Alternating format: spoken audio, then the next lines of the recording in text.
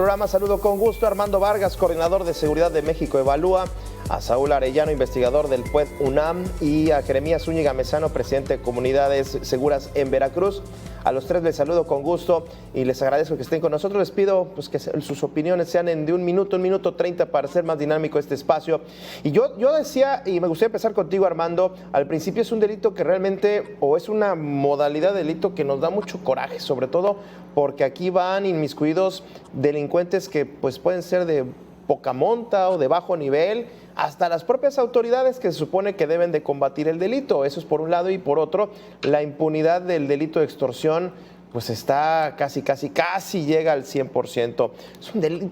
¿Cómo combatir pues esto que parece que está en todas partes, Armando?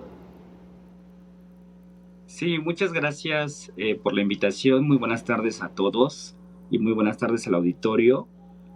Sin lugar a dudas, es uno de los mayores desafíos en materia de seguridad pública, no solamente para la nueva administración de la presidenta Claudia Sheinbaum, sino también durante los últimos sexenios. Y me parece que es un problema profundo y grave, porque no es un hecho aislado de las dinámicas del crimen organizado que han estado afectando a nuestro país y particularmente en ciertos territorios. Desde las investigaciones que hemos hecho en México Evalúa, hemos encontrado que la extorsión es uno de estos delitos que comienzan a ser frecuentes por parte de los grupos criminales para diversificar sus actividades y financiar principalmente las guerras criminales. En otras palabras, la extorsión se ha extendido en buena medida debido al combate que sostienen los grupos criminales con otros grupos criminales y de los grupos criminales con el Estado. Entonces, me parece que en la medida en que no se contenga este avance territorial del crimen organizado, difícilmente podremos contener el delito de extorsión y sus modalidades. Bueno, Saúl, ¿cómo lo observas tú?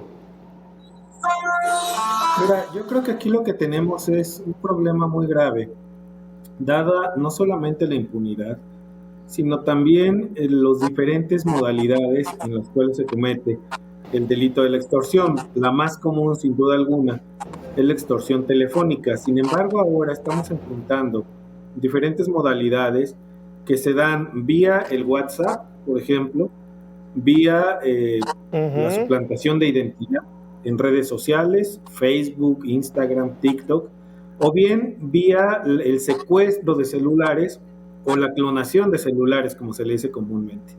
Entonces, estamos ante un delito que tiene diferentes facetas, que tiene estas modalidades que son, digámoslo así, virtuales, pero luego tenemos la otra extorsión, que es la presencial, que es la que más agrede, más humoriza y desde luego que más daño económico está generando en diferentes regiones del país. Pensemos en las tiendas, en los negocios, en todos estos espacios de actividad económica donde las empresas están enfrentando la presencia del crimen organizado, que insisto es la más peligrosa, porque esa sí es palpable, es así, digamos, que tienes enfrente al delincuente y que tienes enfrente el arma, ¿no? Es decir, sí tenemos diferentes espacios y modalidades que hacen muy difícil el combate y la investigación. Por un lado, tienes el temor de la denuncia fundado, pues desde luego, si llega el sujeto armado hasta los dientes y te dice, mira, te tengo un mensaje del cártel fulano y a partir de hoy nos vas a pagar tanto, y como sabes que la autoridad normalmente está inmiscuida, pues tienes el temor, ¿no? Entonces creo que es un delito que se ha ido diversificando en la sofisticación que tiene en sus formas de ser cometido, pero también tienes la otra parte de la realidad objetiva cotidiana de la amenaza de muerte, de la amenaza de hacerle daño a tus familiares, de la amenaza de estar allí. Entonces, creo que tenemos un escenario muy complejo, poca inteligencia, pocas capacidades tecnológicas, y eso es lo que hay que enfrentar en el corto plazo.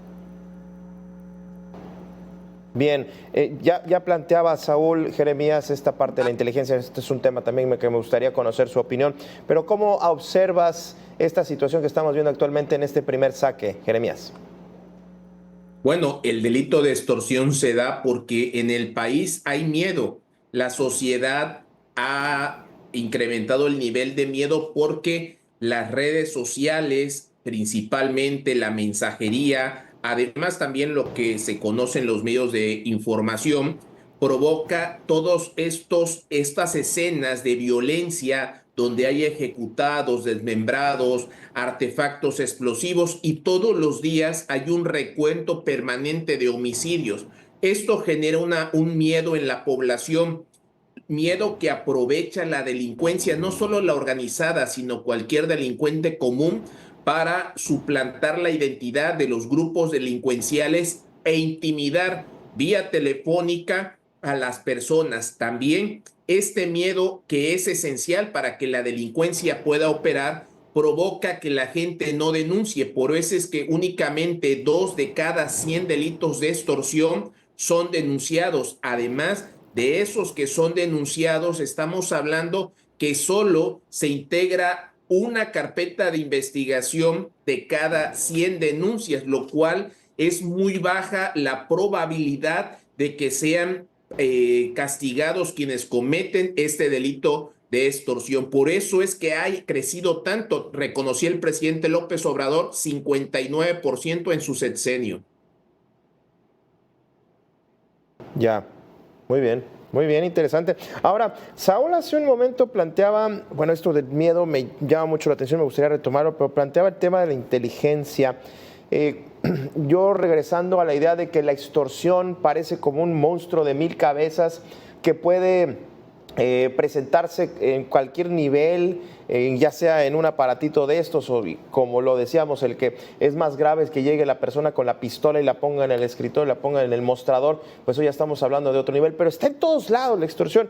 Hablando de inteligencia y tecnología, ¿qué se puede hacer? Y no sé qué tanto esto parte de nosotros, como sociedad. Me gustaría regresar contigo, me tengo que ir a la pausa, pero me gustaría regresar contigo, Armando, y continuamos aquí en A Debate. Nos hayan aguantado en el corte. Regresaba y ponía el tema sobre el uso de la tecnología para combatir la extorsión, teniendo en cuenta que como lo estoy observando, como lo veo, qué difícil va a ser que este delito se pueda llegar a combatir a tal punto en que denunciemos, se combata, caiga el extorsionador, se le sancione, haya castigos.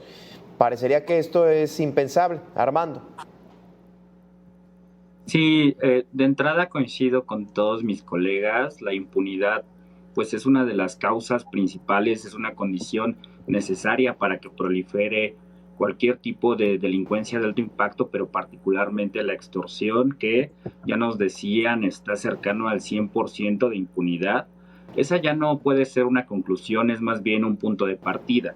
Ahora bien, para desarticular este delito habría que comprender precisamente las fuentes de impunidad, ¿no? Que pueden ser desde la corrupción, que pasa por debilidades político-gubernamentales, pero también hay impunidad por debilidades institucionales. Esto es por la incapacidad de captar, de registrar este delito, por entender sus dinámicas, por integrar carpetas de investigación, impunidad por falta de coordinación entre, digamos, las policías y las fiscalías. Entonces, el uso de la tecnología, por supuesto, es relevante, siempre y cuando, por un lado, nos permita atajar estos altísimos niveles de impunidad. La impunidad también, como ya nos comentaban, pues proviene del miedo y de la desconfianza ciudadana hacia las autoridades. En México Evalúa, no hace mucho tiempo, hace un par de años, investigamos a profundidad el delito de la extorsión y el cobro de piso en Ciudad Juárez y en Tijuana, e identificamos los mecanismos a través de los cuales se produce este delito, las fases que permiten su desarrollo, desde la manera en cómo el crimen organizado estudia a las potenciales víctimas, la manera en cómo establecen contacto y la forma en cómo se ejecuta el delito. Me parece que una buena manera para implementar la tecnología es entender estos patrones de las dinámicas del crimen organizado, entender en dónde se está concentrando, cuáles son las características de los territorios en donde se concentran, de los llamados puntos calientes, mapearlo, identificarlo, y con esa base de análisis espacial tratar de comprender las dinámicas particulares y comenzar a planear estrategias muy particulares para cada una de las situaciones. Pero me parece que ese diagnóstico de entrada es relevante. Muy bien. Saúl, ¿tú cómo observas este punto en específico en el uso de la tecnología? Mira, creo que hay diferentes, digamos, acciones y medidas que se pudieran tomar. Una tiene que ver con lo que se veía en la cápsula, ¿no? ¿Cómo proteges la información pública de este tipo de actividades? El gobierno mexicano es muy vulnerable ante este tipo de ataques. Ya vimos lo que pasó con Guacamaya Leaks, ya vimos lo que ha pasado con otras dependencias que han el sitio, que les roban la información, que les retienen algunos espacios, ¿no? Hay que pensar también en cómo Claro. se da la extorsión a empresas. Nuevamente, la información que tienen respecto de sus patentes, respecto de sus actividades comerciales, etcétera, también es muy vulnerable. En México, la gran mayoría de las empresas, recordemos, son pymes y mipymes y no tienen la capacidad para proteger adecuadamente su información. Sí, ¿no? De tal manera que debería haber un programa entre los que hay de apoyo a las pequeñas y medianas empresas y las microempresas, programas también de seguridad informática, sobre todo ahora que estamos hablando de cómo se da cada vez más comercio electrónico, etcétera. Y luego deberíamos tener una tercera etapa, una tercera capa, digamos, de acción para la población en general. ¿Cómo evitas, por un lado, que la delincuencia organizada, porque esto ya es un tema de delincuencia organizada, tenga esta capacidad de hackeo masivo de cuentas? ¿No? Cada día sabemos de algún familiar, amistad, etcétera, me hackearon el celular, me hackearon el WhatsApp, me hackearon mi cuenta y están pidiendo dinero, no hagan caso. Bueno, esto ocurre a una escala masiva. Deberíamos tener una estrategia nacional que de la mano con las plataformas esté diseñando nuevas estrategias y nuevos mecanismos y candados de información para que la población se proteja. Claro. Y luego deberíamos tener también una estrategia nacional de protección a la ciudadanía. Los datos que tenemos son de un subregistro enorme, ya lo han mencionado, pero que habría que dar, digamos, cuenta de lo que estamos hablando. De acuerdo con el Secretariado Ejecutivo Claro. del Sistema Nacional de Seguridad Pública, la tasa de extorsión llegó a una cifra récord en el año 2022, si no me equivoco, de una tasa de 8 por cada 100,000 habitantes, bajó a 7.9, imagínate nada más una décima, en el año 2023 y estamos por cerrar 24 para ver cómo cierra la tasa. Ya. Pero si pensamos en términos Bien. absolutos, Gabriel, habría que pensar que estas cifras apenas nos dan 8,000 denuncias al año. Frente a la cantidad que estamos viendo todos los días, pues es absolutamente nada. De tal manera que lo que urge son nuevas Sí. estrategias de prevención en capas diferenciadas, porque estamos hablando de modalidades, impacto y magnitudes diferenciados. Claro, claro. Jeremías, el uso de la tecnología para tratar de combatir este flagelo, este delito que parece ser pues imparable. Jeremías. Bueno, sí se puede frenar, pero se requiere también un tema de prevención desde la ciudadanía.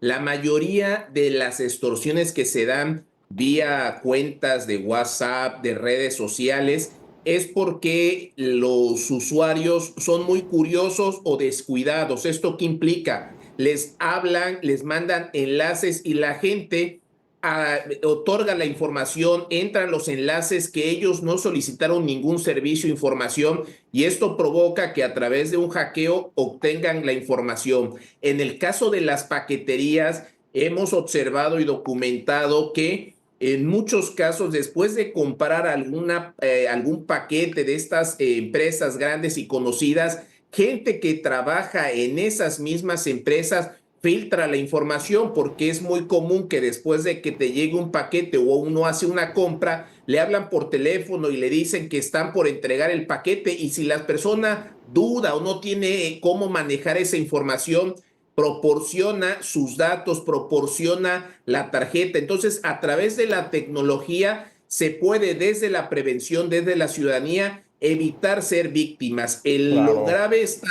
que la inteligencia por parte de la Guardia Nacional, el área de inteligencia, tiene que estar monitoreando a todas estas personas, principalmente desde los penales, que ahí surgen muchas llamadas, para disminuir la incidencia de las llamadas de extorsión, que pues muchas personas caen y otorgan dinero, o el caso del secuestro express, que es otra, o el secuestro virtual, que es otra medida de extorsión que por temor muchas personas caen. Claro. Fíjate, denme oportunidad, Jeremías. Yo, nada más para mencionar, apenas ayer me llegó un mensaje que decía: la entrega está en espera porque su envío no tiene número de casa, actualice lo antes posible. Ya me querían sacar información, por supuesto que no tenía ningún pedido, o por lo menos no estaba registrado en ningún lado en donde usualmente los pido. Entonces ya estaban sobre mí buscando información. Ahora, me tengo que ir a la pausa, pero les dejo este tema. Frente a este panorama de impunidad, justicia por propia mano, me gustaría conocer su opinión, si ahora nosotros como ciudadanos tendríamos que empezar a hacer justicia contra los extorsionadores. Voy a la pausa y regresamos. Les agradezco que nos hayan aguantado en el corte. Yo les decía hace un momento, si esta impunidad frente a este delito, estamos ya abriéndole la puerta a la justicia por propia mano. Y es que, mire, en la comunidad de Yebusibi, municipio de Almoloya de Juárez, en el Estado de México, pobladores lincharon a 4 presuntos extorsionadores. Esto fue alrededor de las 7 de la noche del domingo. Los 4 sujetos que viajaban a bordo del automóvil fueron detenidos por decenas de personas, quienes los golpearon. Los elementos de la policía estatal llegaron hasta el lugar de los hechos. Sin embargo, 2 de los presuntos delincuentes ya lamentablemente habían fallecido. Los elementos de seguridad decidieron replegarse para evitar un enfrentamiento mayor con los pobladores. Para cuando arribaron los elementos del Ejército y la Guardia Nacional, los pobladores ya habían prendido fuego a los otros 2 detenidos. Terrible, horrible, historia de terror. Al momento, las autoridades no han logrado identificar los cuerpos y tampoco establecer si contaban o no con antecedentes penales por estos hechos. Hasta el momento no hay detenidos. Y bueno, Armando, independientemente de los hechos y bueno, de los datos que se tengan que confirmar para, digamos, dar por sentado que estas personas estaban cometiendo algún tipo de delito de extorsión, esto ya empieza a abrir la puerta, o no sé qué tanto le está abriendo la puerta a que se haga justicia por propia mano en ciertas comunidades o en ciertos lugares como el Estado de México, frente a un nivel de impunidad que roza al casi 100%. ¿Estamos frente a abrirle esa puerta de la justicia por propia mano, Armando?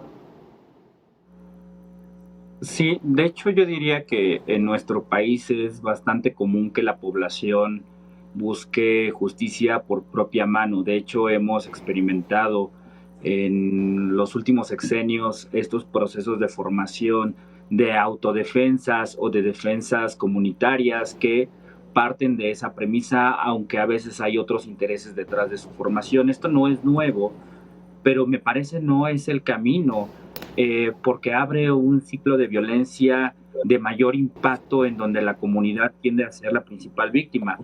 Precisamente hace unos meses vimos esto de una extrema violencia en Texas, si no me recuerdo, en el Estado de México, en donde la población, harta de sus extorsionadores, miembros de la familia michoacana, pues decidieron buscar justicia por propia mano, y eso es el pensamiento ordinario, no solamente del crimen organizado, sino después también agresiones en contra de los propios justicieros. Incluso una de las autoridades involucradas en estas redes de protección criminal, pues recientemente se quitó la vida en el famoso hambre. Entonces me parece que no es el camino. Insisto, abre una vorágine de violencia de mayor nivel, donde la población es la más afectada. Y también representa el fracaso monumental del Estado mexicano. Me parece que acá corrupción, insisto, pasa varios momentos, particularmente 3: mayor uso de la tecnología, como se comentaba, para robustecer los sistemas de registro y de denuncia de la extorsión; mayor inteligencia para entender las dinámicas diferenciadas de las distintas modalidades de extorsión y dar tiros de precisión; mayor capacidad de coordinación para desmantelar redes criminales, y también mayor articulación entre la policía y las fiscalías. Y me parece que en todas estas acciones es posible que la sociedad civil se involucre de diferentes formas. Creo que hoy, a diferencia del pasado, tenemos un régimen político con un cúmulo de poder descomunal, en el que no es difícil, o al menos en teoría, no habría pretextos para llevar a cabo los cambios de fondo que requiere este país para comenzar a desarticular estos altísimos niveles de impunidad y comenzar a atender estos problemas de fondo. Hoy tenemos algunos atisbos, como la Operación Enjambre, que sigue funcionando, y ya veremos cómo funciona. Pero hoy me parece que hay espacio para buscar otras vías institucionales para combatir a la extorsión y evitar la justicia por propia mano. Claro, claro. Saúl, ¿cómo lo observas? Yo creo que el tema de la justicia por propia mano nunca es una solución aceptable para una sociedad que aspira a ser auténticamente democrática y de respeto a los derechos humanos. La propia Constitución nuestra ya prohíbe que cualquier persona tome la justicia en sus propias manos, ¿no? Abre, como bien decía, el tema de más violencia, ciclos y espirales de confrontación entre ciudadanos y ciudadanos que puede llevar a consecuencias nefastas, ¿no? Aquí de lo que estaríamos hablando, me parece, Gabriel, es de cómo podemos fortalecer y robustecer las capacidades institucionales. Es un delito del cual carecemos de un diagnóstico apropiado en el país. Yo insistiría en esto, un buen diagnóstico te va a llevar normalmente a una buena política pública o te encamina hacia esa ruta, pero habría que ver cómo lo están percibiendo y cómo lo están trabajando, no solamente a nivel nacional, sino también en los estados, hasta dónde hay investigación para desarticular y desactivar a estas bandas. Recordemos que en un principio, cuando la extorsión comenzó a tomar una dimensión importante en nuestro país, normalmente las llamadas provenían de reclusorios o de centros de rehabilitación social. Ahora yo insistiría en la sofisticación que tienen estos delincuentes, y ya no son solamente, digamos, los grandes cárteles, sino consorcios criminales que están trabajando, contratando a expertos en informática para poder desarrollar estos malware y todas estas tecnologías que utilizan para penetrar teléfonos, para penetrar redes sociales, etcétera. ¿Y cómo le deberíamos estar haciendo para que el Estado mexicano tenga una política de seguridad informática integral? Esto implicaría, desde luego, como decía, diferentes capas que van de lo público a lo privado, pasando por las diferentes formas y estratos del sector empresarial y comercial de nuestro país, pero tendríamos que ir mucho más allá, a recuperar, por ejemplo, la I del INEGI, ¿no? Que se quedó en el acrónimo, pero que ya lo eliminaron en términos de funciones. Recordemos que el INEGI era Instituto Nacional de Geografía, Estadística e Informática. Deberíamos tener una institución federal dedicada al desarrollo de la informática y en general de las tecnologías de la información, y a partir de ahí el diseño de políticas de prevención y de seguridad de datos, de seguridad de la información y de una nueva cultura de seguridad para las personas, desde enseñarle a la gente cómo instalarle un antivirus a su celular que impediría, por ejemplo, muchos de estos malware que están infectando a los dispositivos, hasta la generación de una gran cantidad de, digamos, publicidad, de información útil. No basta con que nos den estos comerciales de si te están extorsionando, cuelga. Digo, es de verdad una estrategia comunicacional muy mala, que no está dirigida realmente a la prevención y que parte de una ignorancia criminológica de lo que está pasando, no solamente con este delito, sino prácticamente con toda la agenda de seguridad pública. Bien, para cerrar, Jeremías. Bueno, debemos de tener presente que no puede haber un policía para cada ciudadano si ni siquiera cumplimos los estándares internacionales por cada 100,000 habitantes, pues mucho menos puede generarse este cuidado individual. Lo que sí podemos hacer, y bien lo decía, era fortalecer las campañas de difusión de información para que la gente sepa qué hacer y cómo reaccionar, que entienda que las extorsiones que son vía telefónica, vía mensajería, a través de redes sociales, muy raras veces ponen en riesgo la integridad, en muy pocas ocasiones. Las que ponen en riesgo la integridad son cuando se presentan a la casa, a la oficina, al lugar, las personas armadas, porque esos normalmente sí forman parte de la delincuencia organizada. Los otros son personas que en su mayoría aprovechan el temor que hay en la sociedad. Ahora, ¿qué sí es importante? Pues la tecnología para hackear nuestra computadora, para hackear sobre todo los celulares, no es de fácil acceso por el monto del dinero para los delincuentes comunes. Sí. Por ello es importante Por ello es importante que la gente tome medidas de prevención, que sea cuidadosa con los enlaces que abre, que no sea curiosa para abrir videos que llevan un título espectacular y por curiosidad la gente los abre a través de el Messenger y esto provoca que se les meta algún virus y de esta manera les roben la información del celular. La prevención es la mejor inversión, pero la prevención desde la ciudadanía es la que permite disminuir este tipo de delitos y no implica quitarle la responsabilidad a la autoridad. Lo que implica es nosotros protegernos ante una realidad que viene creciendo. Pues muy interesante, muy completo estas opiniones, esta nueva cultura y ese autocuidado que debemos de tener, una especie de pedagogía digital que pues se da a muchas cuentagotas, muy cuentagotas esto.